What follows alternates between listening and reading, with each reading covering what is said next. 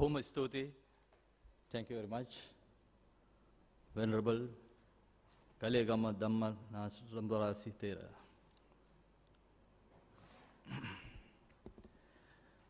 Our final speaker this evening is Honorable Dr. Iftikhar Ayaz, representative of the International Ahmadiyya Muslim Community. Dr. Ayaz is a recipient of many honors and awards, some of which are OBE, Officer of the Excellent Order of the British Empire, Alfred Einstein Nobel Medal for Peace, Man of the Year in Human Rights 2010 International Peace Prize, University of Cambridge Ambassador of Knowledge. Dr. Ayaz is the Consul General for the Pacific island of Tuvalu in the UK. He is a Senator of the World Nations Congress, Vice Chancellor of the World Academy of Letters. Dr. Ayaz is an eminent member of the Ahmadiyya Muslim Association. He was a National President of the UK chapter and is holding senior positions in the association at present.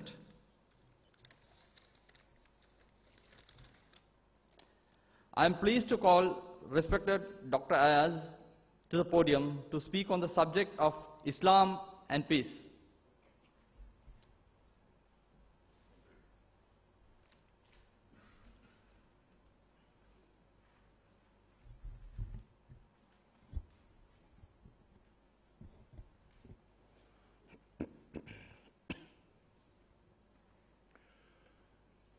أشهد أن لا إله إلا الله وحده لا شريك له وأشهد أن محمدًا عبده ورسوله أما بعد فأعوذ بالله من الشيطان الرجيم بسم الله الرحمن الرحيم.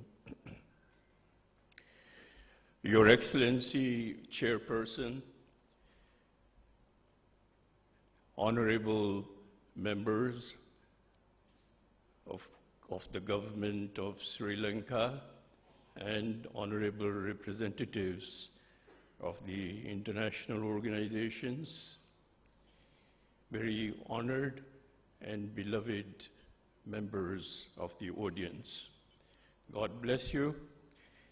The verses that I just recited are actually the affirmation of my faith, which is, I witness that there is no God but Allah.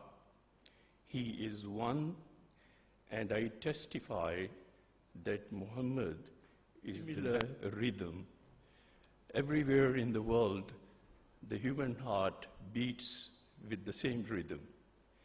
And so I find that the urge and search for peace is equally similar.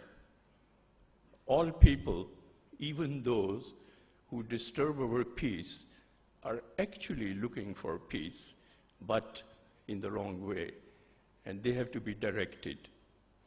This is also extremely interesting that the faiths we have been blessed with this afternoon here are actually the faiths of the majority of the world's population.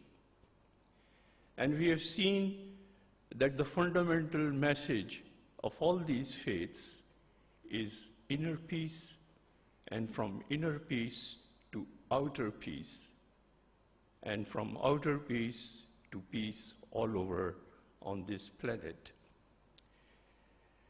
And I'm sure the bond of peace that has kept us together here will continue to strengthen when we leave this hall.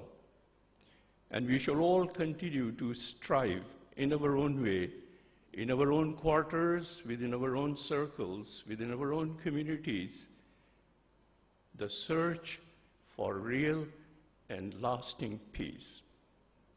Ladies and gentlemen, what I'm going to say today is in fact an elaboration of the message from the head of the Ahmadiyya Muslim community who resides in London, the message that I read to you right at the beginning of this program. So basically, my message is an elaboration of His Holiness's message, and it is based on our scripture, which is the Holy Quran, and also on the precepts and the conduct and behavior of our beloved Prophet Muhammad, the founder of Islam. The very first thing I wish to mention to you is a verse of the Holy Quran with reference to peace. And in this verse, Allah says, "He is Allah, and there is no God beside Him. He is the Sovereign, the Holy One, the source of peace, the bestower of security, the protector, the mighty, the subduer, the exalted." Holy is Allah, far above that which they associate with Him. Similarly, according to the attributes of God that have been mentioned in the Holy Quran, Allah, God Almighty, dislikes those who violate peace. According to our belief, God metes out punishment to them, if not in this world, then certainly in the next. And He who spreads peace, sustains peace, security, and love amongst humanity here in this world, God will bless him in this world as well as in the next. And interestingly, what is to note is that this message is for all humanity. It is not alone for Muslims or followers of any other religion, but this is for all humanity, because all humans are the creation of the same God.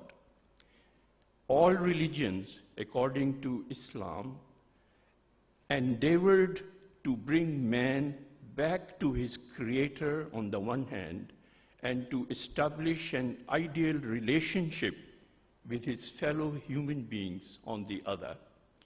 So the relationship with our Creator and the love of our Creator that we embed in our hearts is the real source of the love of humanity. A person who does not have the love of his Creator, the love of God in his heart, is very doubtful to have the real and genuine love for humanity.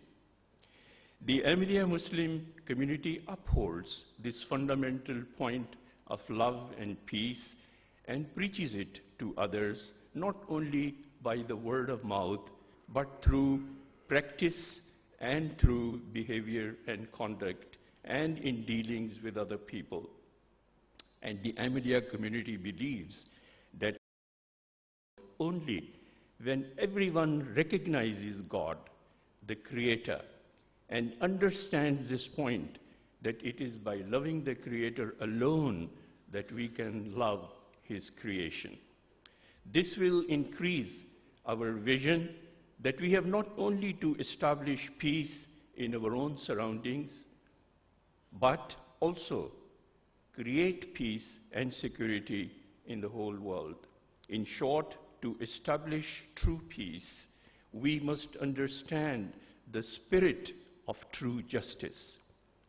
How can we establish true justice? And what is the spirit of true justice? In this connection, God Almighty, who calls Himself King of all kings in the Holy Quran, tells us that peace will only come about with justice and benevolence.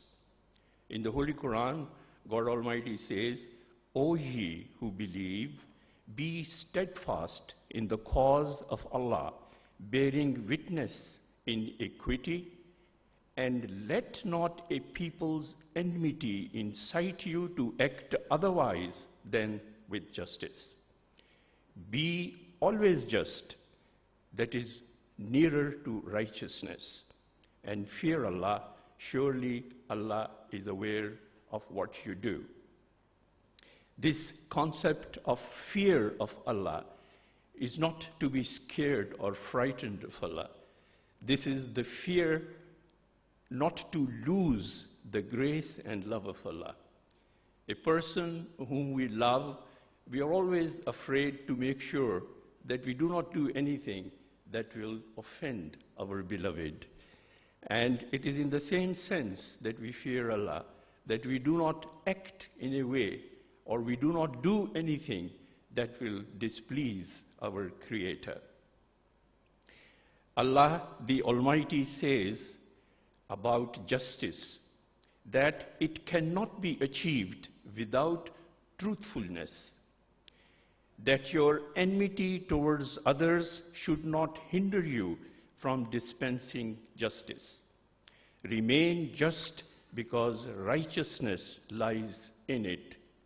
What it really means is that if somebody has committed something to offend us, or there are people who have disrupted our peace in the country, or there are members of the family who have disrupted the peace in our own family, then if they have come to the right path, they have accepted to remain peaceful, and they have accepted to remain a genuine, integral part of the country and the family and obey the law and order as promulgated by the country, then there should be no enmity in the hearts of those who are responsible for justice.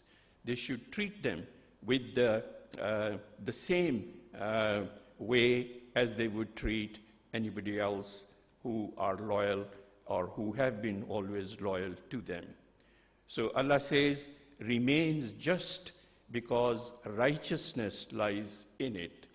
Today, we are witnessing some states and rulers that unjustly harm and hurt and cause bloodshed of their own people. It is not easy to deal justly with such people, but the Holy Quran has not taken away the rights of even such mortal enemies and has enjoined to remain steadfast in pursuing the path of justice and truthfulness. What is really important is that justice should not be denied to anyone.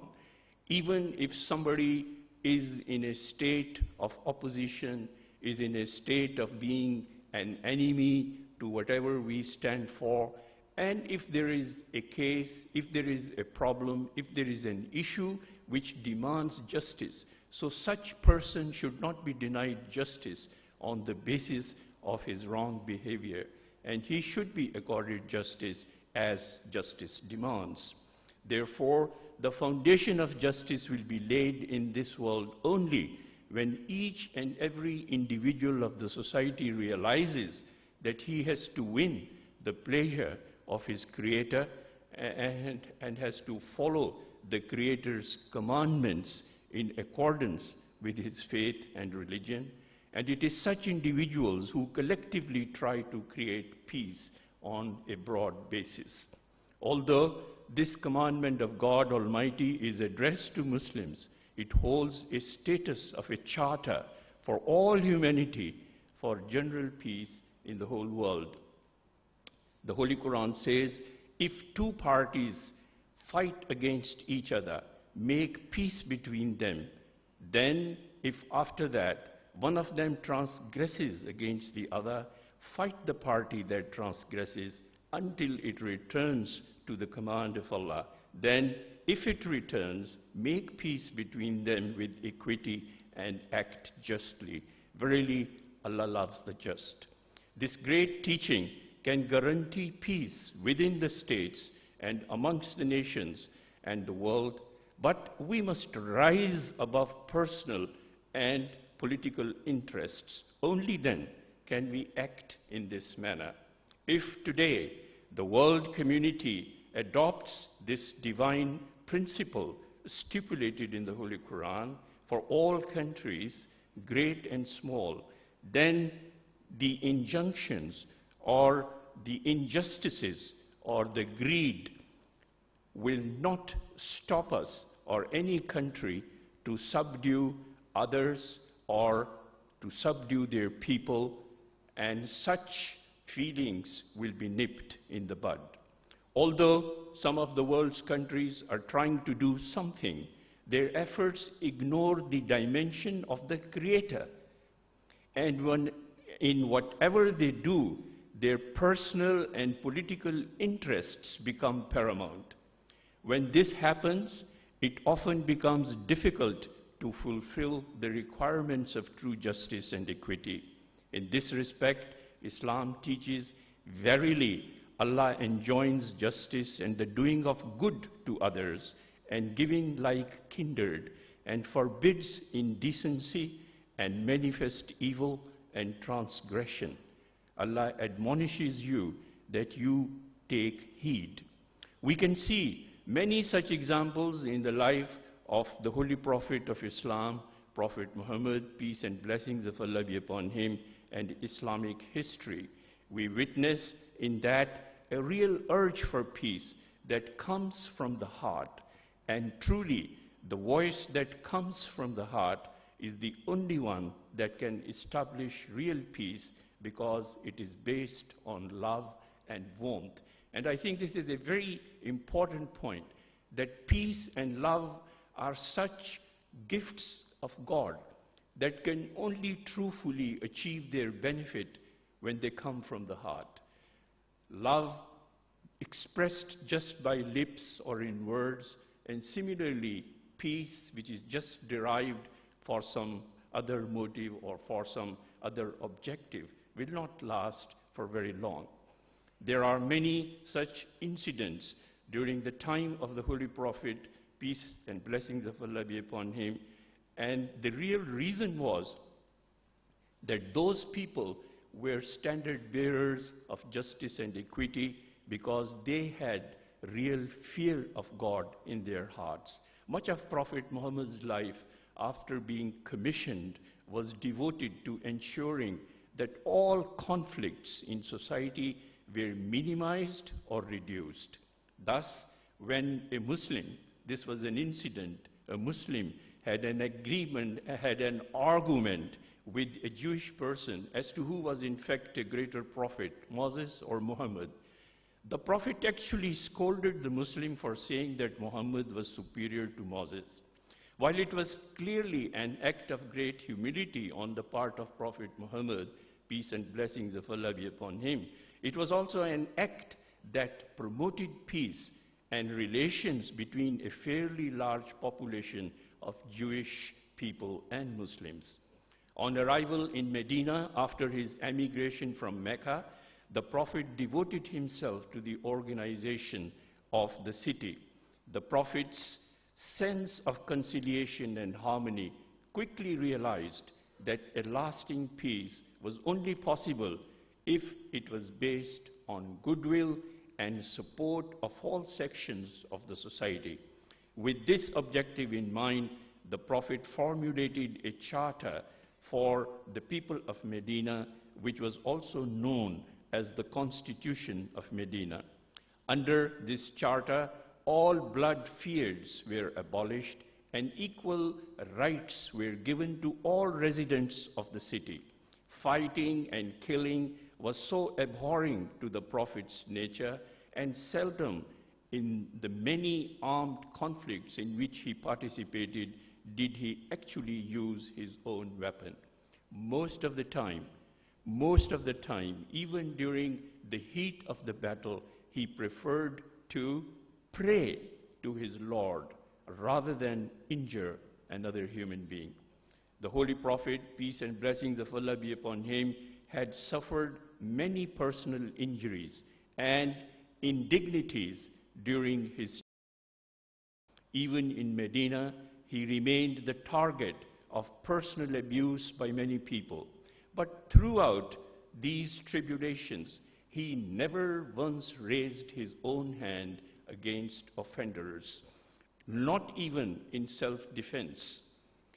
Many a time, this irritated even his closest companions, who were more than ready to lay down their lives to protect the Prophet's honor. When he did participate in armed conflict, it was more to defend his followers than to cause pain and suffering to others. Not until the enemy actually marched against him in battle, and not until specific injunctions had come down from Allah in the Holy Quran regarding action in defense, did the Prophet feel it necessary to fight in self-defense. One reason that the Prophet Muhammad, peace and blessings of Allah be upon him, was so strongly inclined towards peace is the fact that the very name of the religion of Islam means peace. It is therefore little wonder that he practiced peace throughout his life. For the Prophet, peace and blessings of Allah be upon him, always practiced what he taught.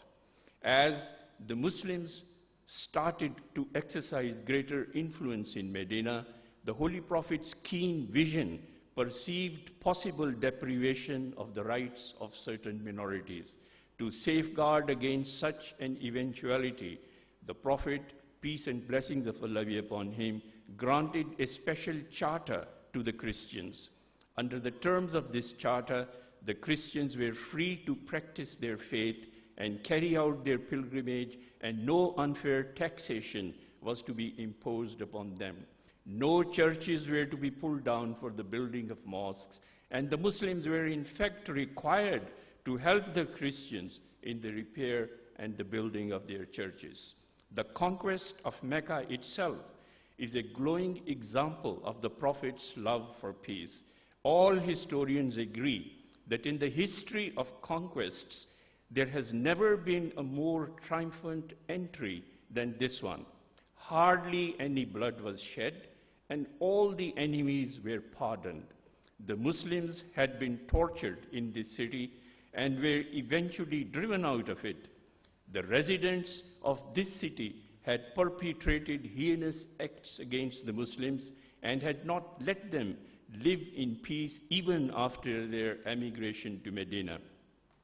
They had persecuted Muslims when they lived in Mecca and had waged 3 battles against them even when they had left the city. But on this day, when the enemy lay vanquished, helpless, and at the mercy of Muslims, a general pardon was declared and no revenge was taken. Some of his arch enemies could not believe their own ears that such a general forgiveness could indeed be granted by the Prophet. Such examples of greatness and such love of peace and forgiveness are truly rare in the history of conquests. Recurrently, at numerous instances, the Holy Quran emphatically condemns the use of force against disbelievers, or for that matter, against anyone. We read, Allah says in the Holy Quran, "And if thy Lord had enforced his will, surely all who on the earth would have believed together. Wilt thou then force men to become believers?" And again, Allah says, "This is the truth from your Lord. Let him who will believe and let him who will disbelieve." In contrast to force, the Quran encourages believers to invite others to faith through arguments and dialogue. Invite to the path of your Lord with wisdom and comely admonishment, and argue with them in the best manner. How then could the Prophet of Islam have condoned behavior directly contrary to what he claimed God revealed to him? In fact, not a single historical incident can be cited for the contention that the Prophet spread Islam by the sword. On the contrary, his message of love and compassion for his fellow human beings won them over to his message. The Prophet loathed war and destruction. For 13 years, he and his followers patiently endured bitter persecution in his home city of Mecca solely because they professed belief in one God. The Holy Quran categorically forbids coercion or compulsion in matters of faith. Islam ensures everyone the freedom of faith and belief. This strongly dispels the misapprehension about the purpose of jihad, which is an Arabic word meaning to strive or to struggle for a good purpose. The Holy Prophet, peace and blessings of Allah be upon him, said that the real jihad, the greater jihad, is to strive for self-reformation and spiritual advancement. Today, the jihad is to enlighten humanity through the power of the pen and media and unify mankind in bonds of fraternity and love of God to achieve eternal peace in this world and the hereafter. Unfortunately, in the world of today, in some quarters, there is the notion of Islamophobia. Islam is portrayed as a religion sanctioning violence, extremism, fundamentalism, and terrorism. The fact is that in Islam, human life is sacrosanct, and any act related to violence or disrupting the peace is to incite the wrath of God Almighty. In reality, all these terms have no connection with Islam or its teachings at all. They are forms of deviant criminal human behavior which is abhorred not only by Islam but by all religions. Terrorism emerged as a topic of interest in the 1980s, and interest in it surged after the 9/11 attacks in America.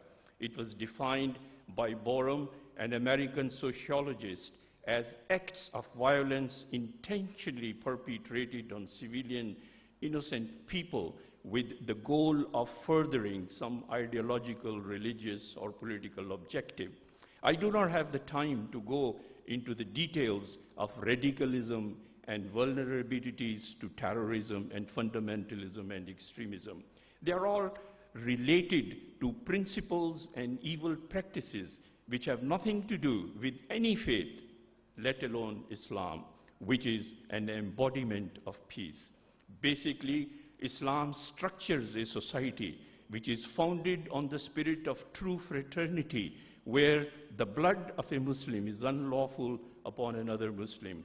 What a beautiful teaching, imbued in the love of God and humanity, condoning purity of heart and mind, and emphasizing the fact that in Islam, punishment is a forceful positive power of rectification, moral rehabilitation, and reformation for the sustenance of a pure, God-loving society.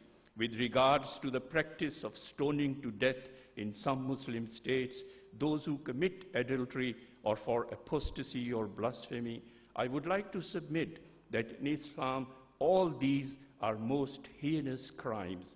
The fact is that Islam looks upon the purity and chastity of a man or a woman as one of his or her most precious possessions.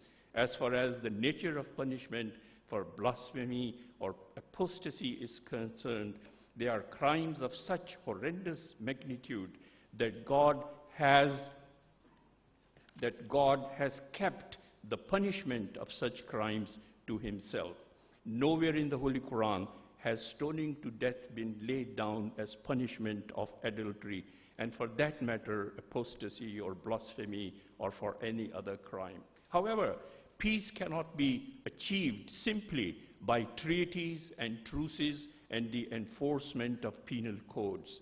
Peace requires humility, peace requires honesty, trustworthiness, righteous conduct, and equitable treatment of all members of a society without any discrimination. Thus, the foundation of peace rests upon the love of the Creator in our hearts and proper respect of human life and recognition of the rights of all individuals in the country, in the nation, in the world. Today, in every country, people of different religions live side by side. Therefore, it is necessary and it is the need of the time that within our cosmopolitan societies, as the one we have in Sri Lanka, the bond of love and affection should be strengthened. And I hope this symposium will make a beginning towards that. Respect and honor for one another should be inculcated. Allegiance to one's country should be infused in our own communities. This is very important amongst the entire society. And most importantly, the love of God should be instilled in the hearts of the people. And this is the greatest responsibility of the religious communities. The members of the Ahmadiyya Muslim community are admonished to always remain absolutely loyal and law-abiding to the country, to the government in which they reside, and never join in any protest or any activity or any demonstration to disrupt the peace. Peace is not something that is practiced only at the level of the state, but it begins in the very homes where people live with their families. This deep and profound philosophy of peace is so elegantly preserved in the farewell address of the Holy Prophet, peace and blessings of Allah be upon him, given during his last pilgrimage to Mecca. It was his last will and testament to the Muslims and indeed to entire mankind. The Prophet's farewell sermon was devoted more to the theme of establishing a lasting peace among his people than anything else.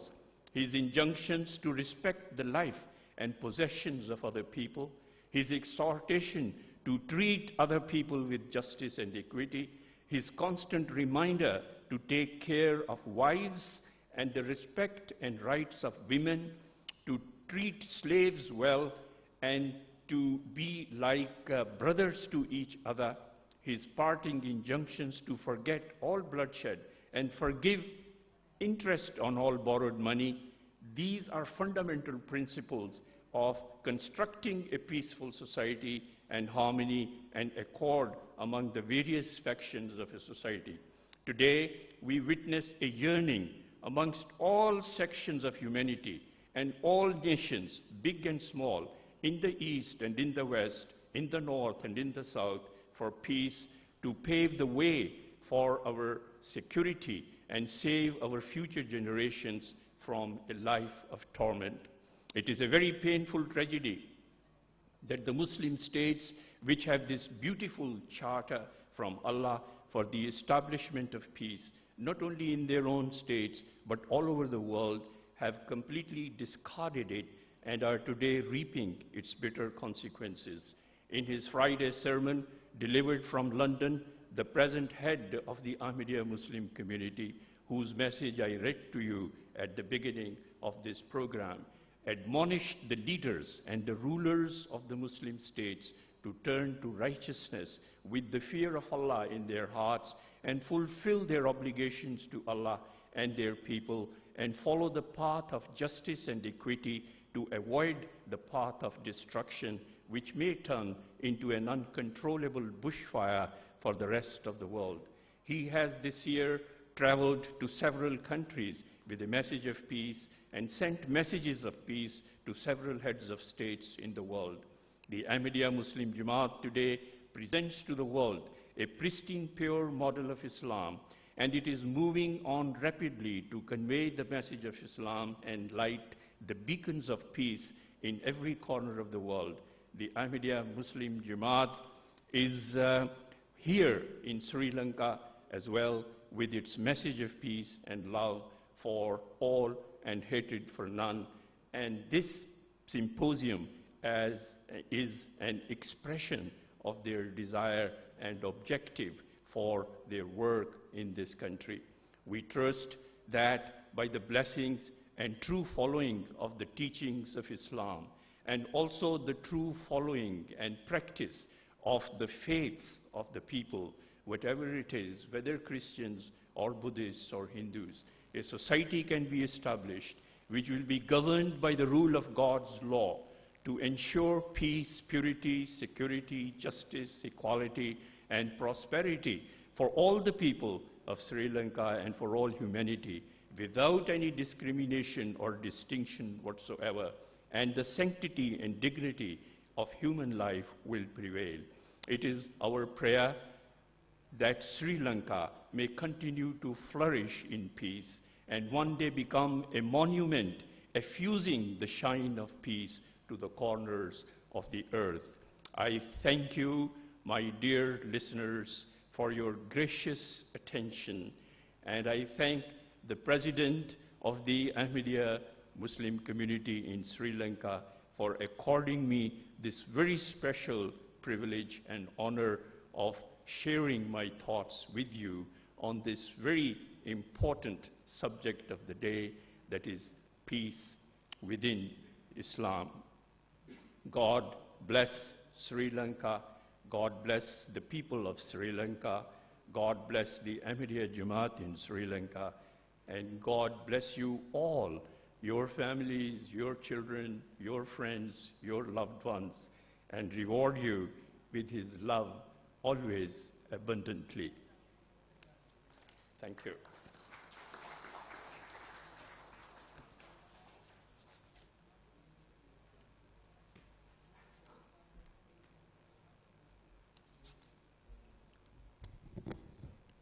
Thank you very much, Honorable Dr. Iftikhar Ayaz.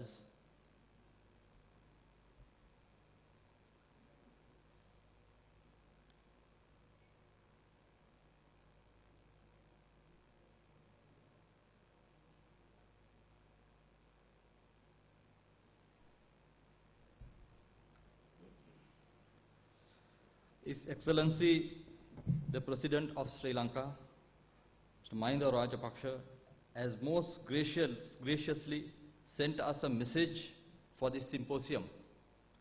The National